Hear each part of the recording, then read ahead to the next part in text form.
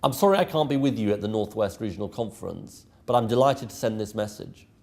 I want to thank all of you members, councillors, MPs from across the North West for the extraordinary job you've done over the last year.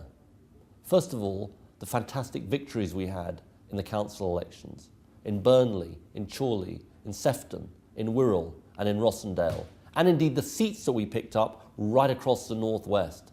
It's a sign of Labour being back in business, winning back people's trust. We know it's a long journey, but you've made real gains in the last year.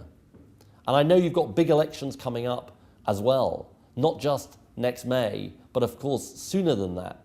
The by-election in Manchester Central, where we'll be all supporting Lucy Powell, and of course the Police and Crime Commissioner elections. Those will be very, very important elections, and I want to thank you in advance for your hard work. I also want to say something else about where we are in politics. We know this government has lost trust. They've lost trust because they cut taxes for millionaires in the budget and raised taxes on everybody else. They've lost trust because of incompetence, and they've lost trust also because of the failure of their economic plan. The longest double-dip recession since the war, a recession made by David Cameron and George Osborne in Downing Street. But the next election is as much about us as it is about them. It's about us showing how we can rebuild Britain, how we can rebuild Britain's economy so it works for everyone, not just a few people at the top. That's why we're putting forward proposals like a British investment bank to help our small businesses, reform of the banking system, and also action to clamp down on the energy company rip-offs, what's been happening in our rail firms and indeed in pensions. All part of showing we can create an economy that works for working people again.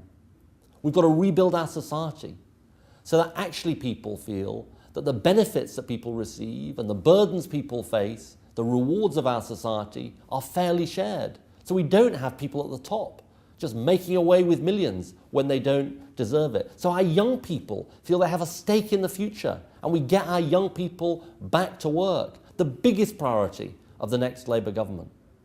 And we need to do something else. We need to rebuild trust in our politics as well.